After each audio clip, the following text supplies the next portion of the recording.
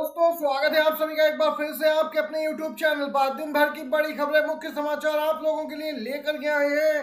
इस एक वीडियो में आप तक पहुंचाएंगे देश दुनिया की तमाम बेहद बड़ी खबरें। राहुल गांधी का बड़ा दावा, किसी भी वक्त सरकार बनाने में है सक्षम। जी हां, आने वाले समय में बड़ा बदलाव देखने को मिलेगा। दोस्तों जानेंगे पूरी अपडेट क्या कुछ आ रही है। तो दूसरी तरफ बीजेपी में बड़ी बगावत देखने को मिल सकती है। बीजेपी के कई सांसद इंडिया गठबंधन के संपर्क में। और भी बड़ी खबरें हैं जो आगे आप तक पहुंचाएंगे। दोस्तों आप इस साथ में बने रहिए। दोस्तों अगर आप भी मानते हैं कि स्वस्थ लोकतंत्र के लिए एक मजबूत विपक्ष जरूरी है तो एक लाइक वीडियो को जरूर कीजिएगा, कमेंट बॉक्स में जरूर लिखिएगा जय हिंद जय भारत। पहली बड़ी खबर आ रही है, राहुल गांधी का आया है ताजा बड़ा बयान।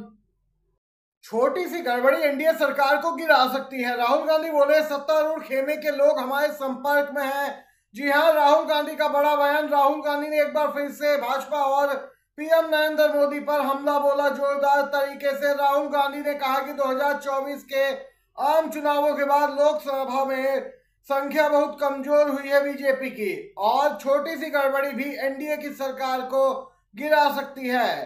फाइनेंशियल टाइम्स से बात करते हुए राहुल ने कहा कि मूल रूप से एक सहयोगी को दूसरी तरफ मुड़ना पड़ता है। किसी का नाम लिए बिना राहुल ने दावा किया कि एनडीए के लोग हमारे संपर्क में हैं और मोदी खेमे में बहुत असंतोष है। कांग्रेस नेता ने कहा सत्तारूढ़ गठबंधन संघर्ष करेगा क्योंकि 14-19 में नरेंद्र मोदी के लिए जो काम किया था वह काम नहीं कर रहा। अब आपको बताते चले, इंडिया गठबंधन की जो ताकत बढ़ी है उससे राहुल गांधी काफी उत्साहित है। राहुल गांधी ने कहा कि मोदी का विचार और मोदी की छवि अब समाप्त हो गई है, जनता समझ चुकी है। आपको बताते चले बीजेपी का आंकड़ा काफी घट गया है। राहुल गांधी ने कहा कि पिछले 10 साल जिस पार्टी ने अयोध्या के बारे में बात करने में बिताए उसका अयोध्या में सफाया हो गया। असल में जो हुआ वह यहाँ भाजपा का मूल ढांचा, धार्मिक नफरत पैदा करने का विचार, ये सब ध्वस्त हो गया है। अयोध्या की हार यही दर्शा रही है। अयोध्या में समाजवादी पार्टी ने बीजेपी को जो पटखन दी है वह बीजेपी के लिए काफी सरदर्द बनी है। बीजेपी की चौतरफा किरकिरी हो रही है और राहुल ने यहाँ पे इसी बात का जिक्र किया।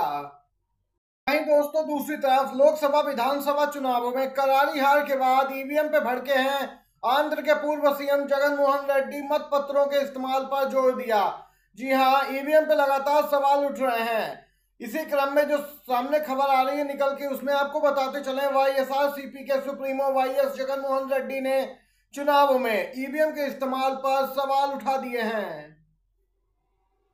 आंध्र प्रदेश में हाल ही में हुए लोकसभा और विधानसभा चुनाव में करारी हार के बाद जगन मोहन रेड्डी ने दावा किया कि हर उन्नत लोकतंत्र में मतपत्रों का इस्तेमाल किया जाता है।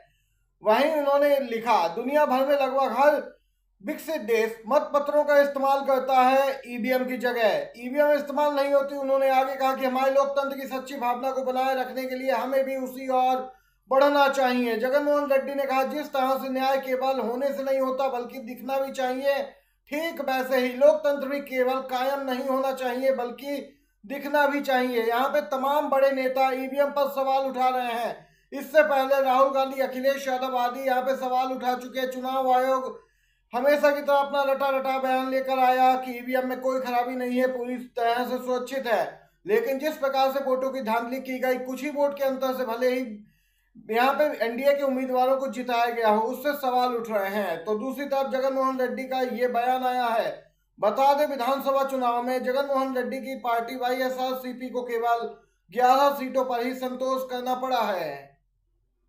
यहाँ बीजेपी में हो सकती है बड़ी फूट। बीजेपी सांसद से मिलने पहुंची सीएम ममता बनर्जी। पश्चिम बंगाल की सियासत में एक और ट्विस्ट देखने को मिल रहा है। दोस्तों पश्चिम बंगाल की राजनीति में एक जबरदस्त मोड़ देखने को मिला। सूबे की सत्ताधारी टीएमसी की प्रमुख सीएम ममता बनर्जी बीजेपी के सांसद से मिलने उनके आवास पहुंच गए। बीजेपी के राज्यसभा सांसद अनंत राय महाराज ने अपने आवास पर सीएम ममता बनर्जी का भी गर्मजोशी के साथ स्वागत किया। सीएम ममता बनर्जी और बीजेपी सांसद की मुलाकात को लेकर फिलहाल अधिक जानकारी तो सामने नहीं आई, लेकिन इसे लेकर राजनीतिक गलियारों में हलचल बढ़ गई है।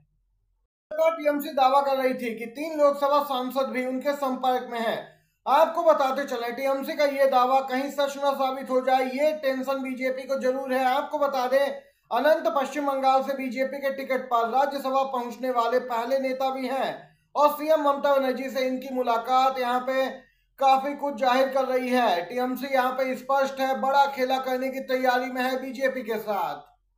ईवीएम पर प्रतिबंध को लेकर अब यहाँ पे आया है डिप्टी सीएम डीके शिव कुमार का बड़ा बयान। कर्नाटक के उप मुख्यमंत्री डीके शिव कुमार ने बड़ी बात कही है। एक तरफ वाईएसआरसीपी के प्रमुख जगन मोहन रेड्डी ने ईवीएम पर सवाल उठाए, तो अब यहाँ पे डीके शिव कुमार का बयान आया। उन्होंने कहा न केवल कर्नाटक कांग्रेस बल्कि पूरा देश, सभी राजनीतिक दल सिर्फ बीजेपी को छोड़कर इस बात पर अड़े हुए हैं कि ईवीएम पर प्रतिबंध लगाया जाना चाहिए और हमें बैलेट का इस्तेमाल करना चाहिए। केवल बैलेट ही इस देश और लोकतंत्र को बचा सकता है। इंडिया गठबंधन ने अच्छी खासी सीटें जीती हैं, लेकिन जो धांधली की गई है उससे बीजेपी को ज्यादा सीटें मिली हैं, जिससे कि उसका आंकड़ा 240 तक पहुंच गया।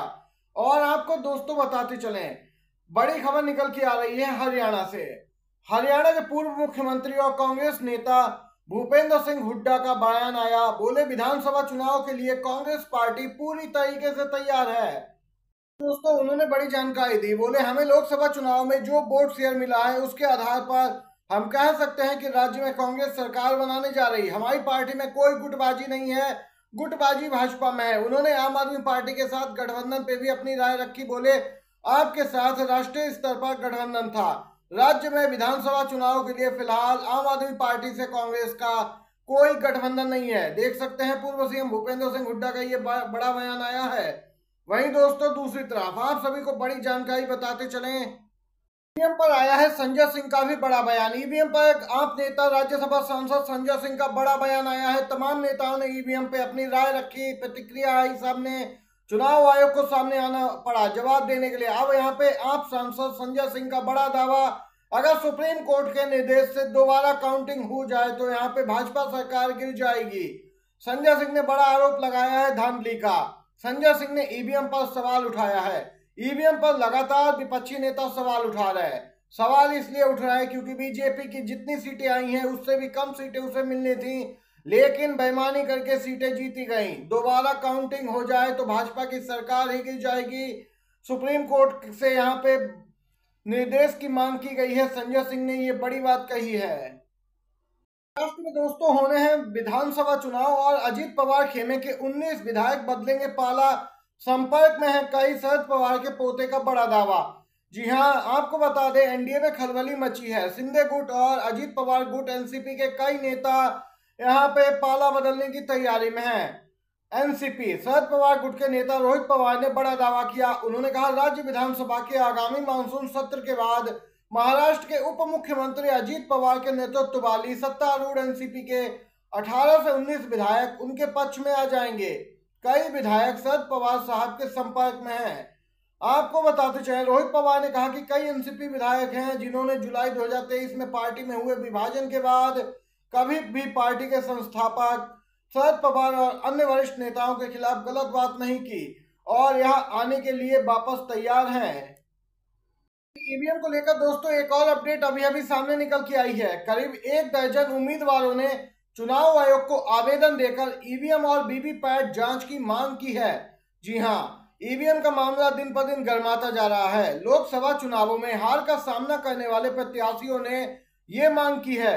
आवेदन में बीजेपी उम्मीदवारों के नाम भी हैं, जिनमें बीजेपी उम्मीदवार सुजय राधाकृष्ण भी शामिल हैं। इन्होंने विधानसभा क्षेत्रवार ईवीएम यूनिट की जांच की मांग की है।